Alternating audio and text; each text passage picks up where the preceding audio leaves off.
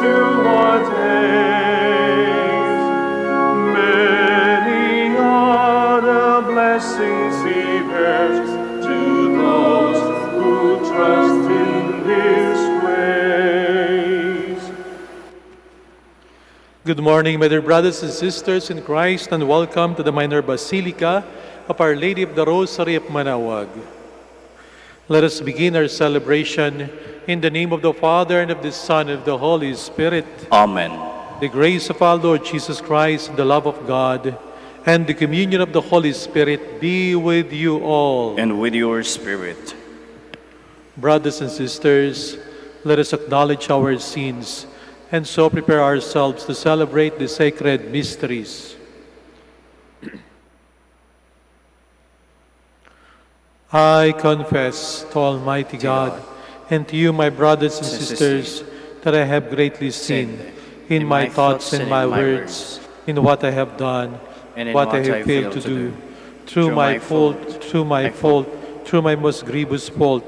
Therefore, as Blessed Mary, ever Virgin, all the angels and saints, and you, my brothers and sisters, to pray for me to the Lord our God.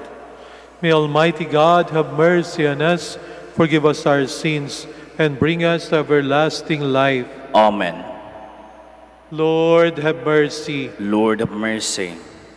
Christ, have mercy. Christ of mercy. Lord, have mercy. Lord of mercy.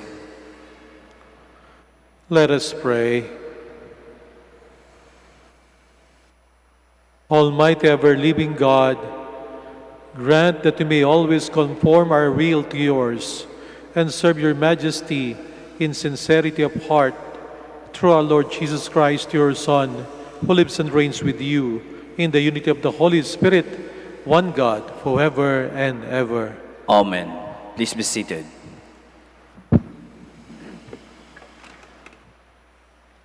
A reading from the letter of St. Paul to the Ephesians.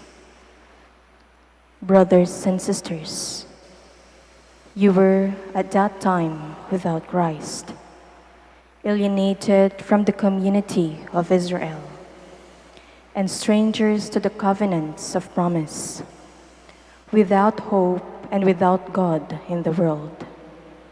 But now in Christ Jesus, you who once were far off have become near by the blood of Christ. For he is our peace. He made both one and broke down the dividing wall of enmity through his flesh, abolishing the law with its commandments and legal claims, that he might create himself in one new person in place of the two, thus establishing peace, and might reconcile both with God in one body through the cross, putting that enmity to death by it. He came and preached peace to you who were far off, and peace to those who were near. For through him we both have access in one Spirit to the Father. So then, you are no longer strangers and sojourners, but you are fellow citizens with the holy ones and members of the household of God, built upon the foundation of the apostles and prophets, with Christ Jesus himself as a capstone. Through him, the whole structure is held together and grows into a temple sacred in the Lord. In him, you also are being built together into a dwelling place of God in the Spirit. The word of the Lord. Thanks be to God. The Lord speaks of peace to his people. The Lord speaks of peace to his people. I will hear what God proclaims. The Lord, for he proclaims peace. Near indeed is his salvation to those who fear him, glory dwelling in our land. The Lord speaks of peace to his people. Kindness and truth shall meet, justice and peace shall kiss. Truth shall spring out of the earth, and justice shall look down from heaven. The Lord speaks of peace to his people. The Lord himself will give his benefits. Our land shall yield its increase. Justice shall walk before him, and salvation along the way of his steps. The Lord speaks of peace to his people. Please stand.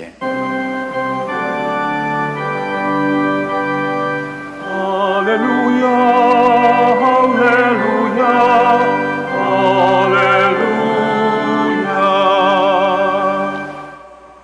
Be vigilant at all times and pray, that you may have the strength to stand before the Son of Man.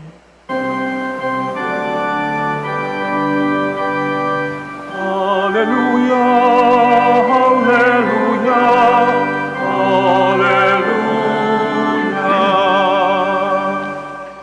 The Lord be with you. And with your spirit. A reading from the Holy Gospel according to Luke. Glory to you, O Lord. Jesus said to his disciples, "Gird your loins and light your lamps, and be like servants who await their master's return from a wedding, ready to open immediately when he comes and knocks. Blessed are those servants whom the master finds vigilant on his arrival. Amen, I say to you, he will gird himself, have them recline at table, and proceed to wait on them. And should he come in the second or third watch, and find them prepared in this way, blessed are those servants." The Gospel of the Lord. Praise to you, Lord Jesus Christ. Please be seated. Christians are people of hope. Tayo mga Kristiyano ay punong-puno daw po ng pag-asa. Punong-puno tayo ng pag-asa sapagkat tayo mga taong naghihintay. Saan nakabatay ang ating pag-asa? Nakabatay sa ating Panginoong Jesucristo na ang ating hinihintay na si Jesus ay matapat sa kanyang mga pangako. Na si Jesus ay totoong darating sa ating buhay.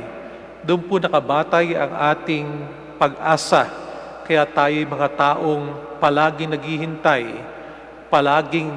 dapat laging handa sa pagbabalik ng ating Panginoong Jesucristo. Ang paghihintay po natin bilang mga Kristiyano, dapat sa paanong paraan tayo maghintay.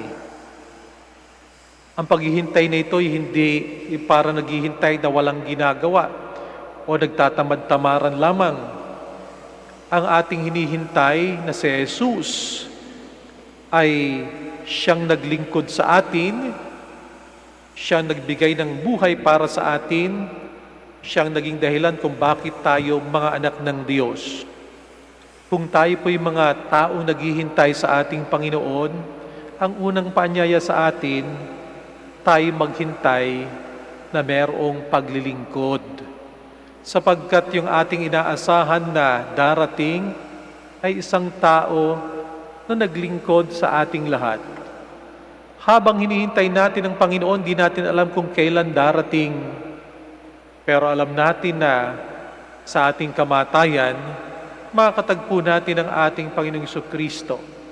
At kung daratnan man tayo ng kamatayan, nais po natin na datnan tayo ng kamatayan, na nagawa natin, na kumpleto natin, anumang trabaho meron tayo, na ayos na. Napakahirap po kasing datnan ng kamatayan. Nasasabihin mo kay Lord, Lord, sandali lang po. Kalahati pa lang ang nagagawa ko sa aking plano. Sandali lang po. Kauumpisa ko pa lang po ng business ko. Sandali lang po, Lord. Marami pa akong gagawin. Habang tayo naghihintay, nawa lahat ng ating trabaho, kung ano man yan na ating ginagawa, ay maging daan ng ating paglilingkod sa ating kapwa.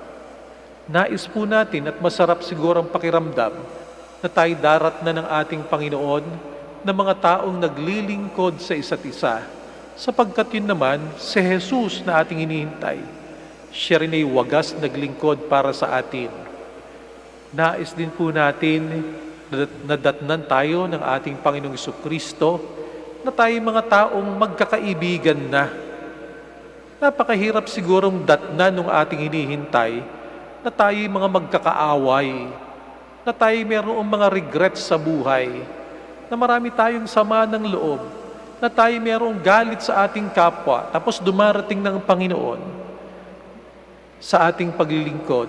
Sikapin po natin na gumawa ng tulay, na lahat ng mga walls, pader, na humaharang sa atin para maging mahusay ang ating pakikipagkapwa-tao ay matibag sana natin. At ang ating kapwa ay ating maging kaibigan.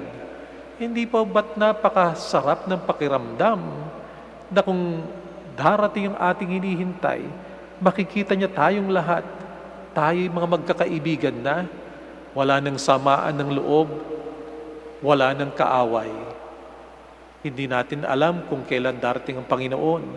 Kaya magsumikap po tayo na sa araw-araw nating pamumuhay, sana doon ang direksyon na ating sinisikap, ang lahat ay ating maging tunay na kapwa.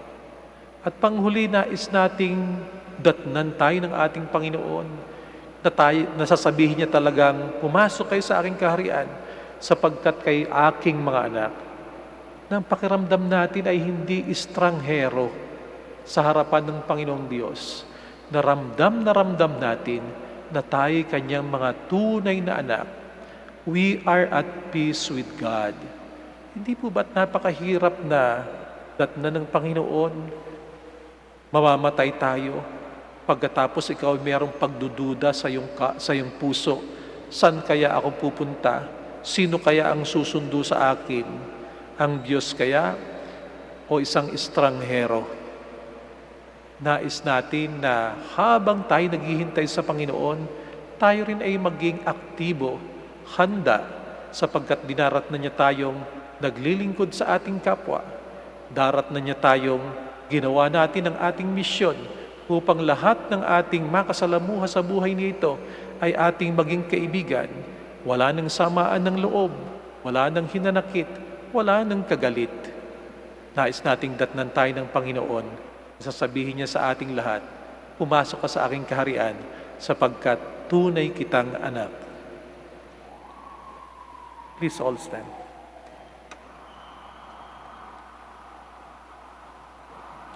In receiving the gift of faith, we are called to be obedient, to be hopeful, and to be ready to welcome Christ at any hour.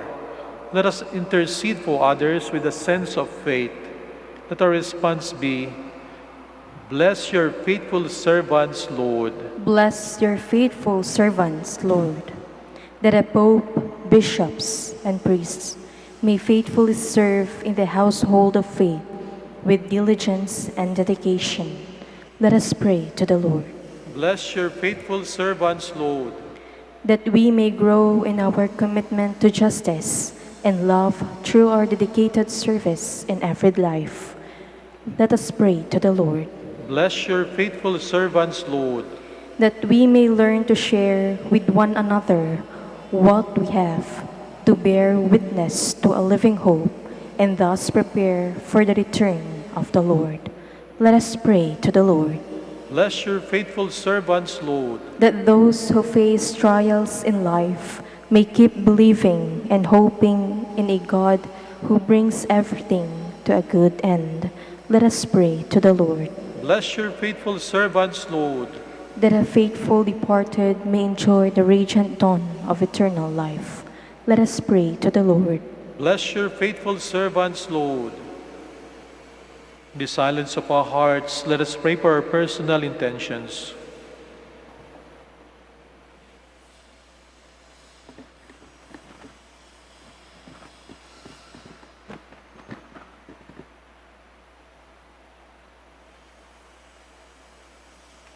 Eternal Father, we do not know the day or the hour when your Son will return as judge. Look upon our prayers as signs of faith in his coming. We ask this through Christ our Lord. Amen. Please be seated.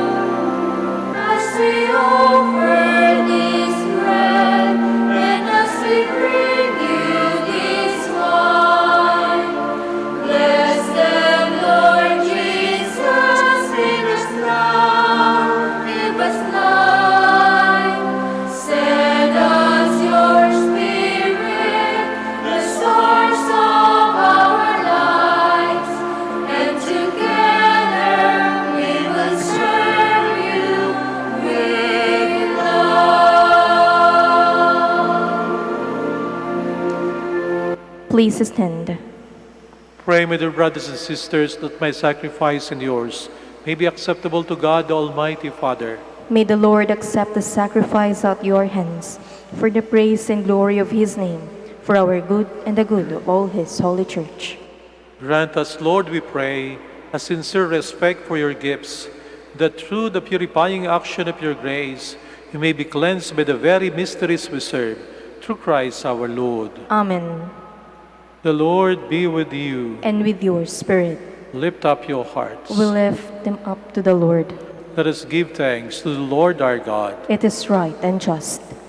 It is true, right, and just, our duty and our salvation, always and everywhere to give you thanks, Lord, Holy Father, Almighty and eternal God. For just as through your beloved Son you created the human race, so also through him, with great goodness, you form it anew. And so it is right that all your creatures serve you, all the redeemed praise you, and all your saints with one heart bless you. Therefore we too extol you with all the angels, as in joyful celebration we acclaim. Holy, Holy, holy Lord God of hosts, heaven and earth are full of your glory. Hosanna in the highest. Blessed is he who comes in the name of the Lord.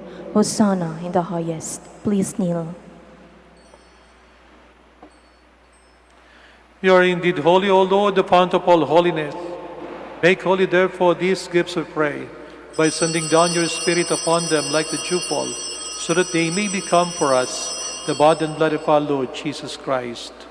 At the time he was betrayed and entered willingly into his passion, he took bread, and giving thanks, broke it, gave it to his disciples, saying, "Take this, all of you, and eat of it, for this is my body, which will be given up for you."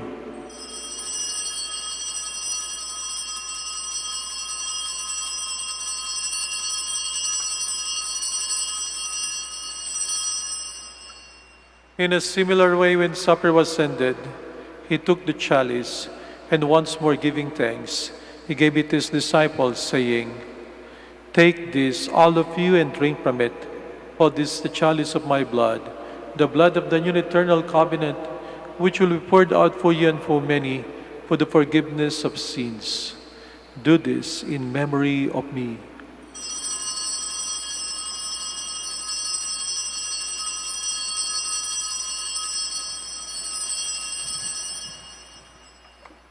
The mystery of faith. When we eat this bread and drink this cup, we proclaim your death, O Lord, until you come again. Therefore, as we celebrate the memorial of his death and resurrection, we offer you, Lord, the bread of life and the chalice of salvation, giving thanks that you have held us worthy to be in your presence and minister to you. Humbly we pray that partaking of the body and blood of Christ, we may be gathered into one by the Holy Spirit. Remember, Lord, your church spread throughout the world, and bring her to the fullness of charity, together with Francis our Pope, Socrates our Bishop, Fidelis Assistant Bishop, and all the clergy. Remember also our brothers and sisters who have fallen asleep in the hope of the resurrection, and all who have died in your mercy. Welcome them into the light of your face. Have mercy on us all, we pray, that with the Blessed Virgin Mary, Mother of God, with Joseph her husband, with the blessed apostles and all the saints who have pleased you throughout the ages, we may merit to be co-heirs to eternal life, and may praise and glorify you through your Son, Jesus Christ. Through him, and with him, and in him, O God, Almighty Father, in the unity of the Holy Spirit, all glory and honor is yours forever and ever. Amen. Please stand. Let us pray with confidence to the Father in the words our Lord Jesus Christ taught us.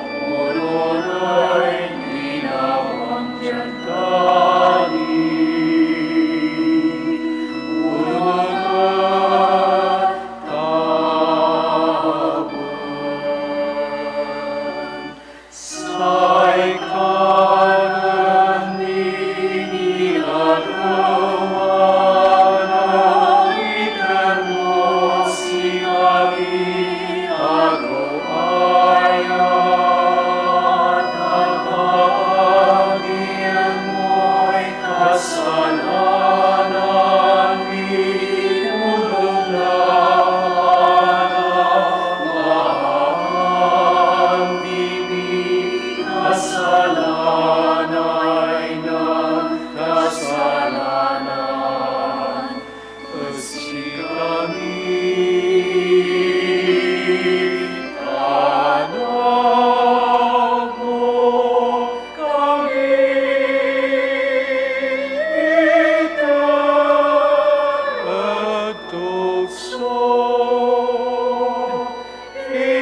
ilaban mo kami.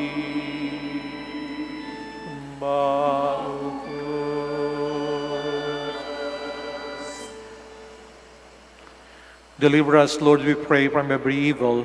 Graciously grant peace in our days, that by the help of your mercy, we may be always free from sin and safe from all distress, as we await the blessed hope and the coming of our Savior, Jesus Christ. For the kingdom, the power, and the glory are yours, now and forever.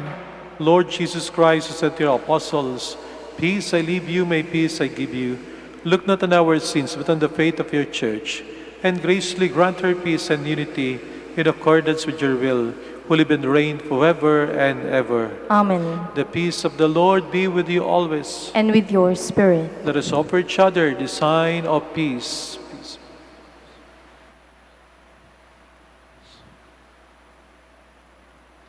Lamb of God, You take away the sins of the world, have mercy on us. Lamb of God, you take away the sins of the world, have mercy on us. Lamb of God, you take away the sins of the world, grant us peace. Please kneel.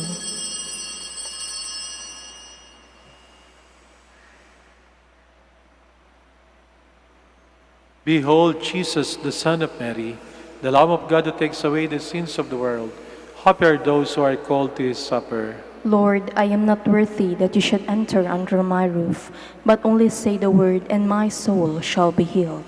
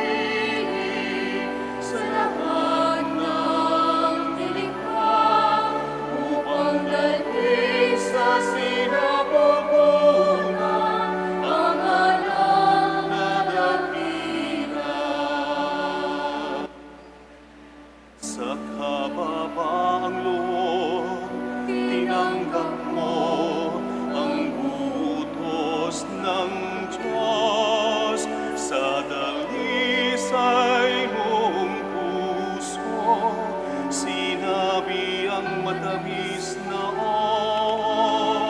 ang Panginoon ay sumasainga.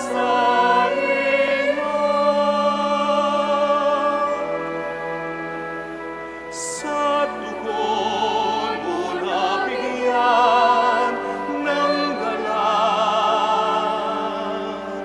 ang mundo. Puno ka ng pag-ibig, puno ka ng pananalig, matyaga, mapagkumbaba, masigasig sa kawang-gawa. Kaya ikaw ang napili sa lahat ng nilikha upang dalhin sa sinapupunan ang anak na dakila. Upang dalhin sa sinapupunan ang anak na dakila. Please stand. Let us pray. Grant, O Lord, we pray, that benefiting from participation in heavenly things, we may be helped by what you give in this present age, and prepared for the gifts that are eternal, through Christ our Lord. Amen. Please kneel for the Oratio Imperata. Together, God our Father, We come to you in our need, to ask your protection against the COVID-19. Claim lives and has affected many. We pray for your grace for the people tasked with studying the nature and cause of this virus and its disease, and of stemming the tide of transmission. Guide the hands and minds of medical experts, that they may minister to the sick with competence and compassion, and of those governments and private agencies that must find cure and solution to this epidemic. We pray for those afflicted. May they be restored to health soon. Grant us the grace to work for the good of all and to help those in need.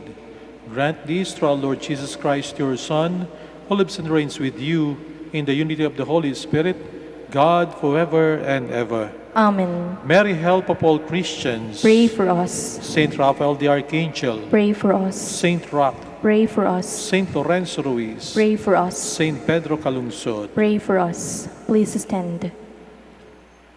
Maraming salamat po sa inyong pagbisita sa Minor Basilica of Our Lady of the Rosary at Manaoag at sa inyong pong pakikisa sa ating Santa Misa. The Lord be with you, And with your spirit. and may Almighty God bless you all, the Father and the Son and the Holy Spirit. Amen. Our Mass is ended. Go in peace. Thanks be to God. We shall have the prayer for the blessing of the sick and for the blessing of rosaries and other religious articles. Our help is in the name of the Lord. Who made heaven and earth. Let us pray. God, our Almighty Father, by your blessing you give us the strength and support in our frailty. Turn with kindness toward our sick brothers and sisters, free them from all illness and restore them to good health. Through the intercession of Our Lady of the Rosary of Manaoag, so that in the sure knowledge of your goodness, they will gratefully bless your holy name. We ask this through Christ our Lord. Amen. In memory of the mysteries of the life, death, and resurrection of our Lord Jesus Christ, and to the honor and glory of the Blessed Virgin Mary, Mother of Christ, Mother of the Church, Our Lady of the Rosary of Manaoag, may these rosaries, images, candles, oil, and other religious articles be blessed and made holy in the name of the Father, and of the Son, and of the Holy Spirit. Amen.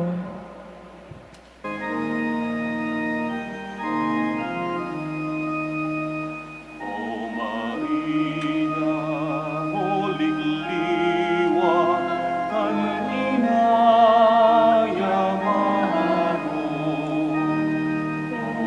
Tulukanwa, pidalanwa, yauna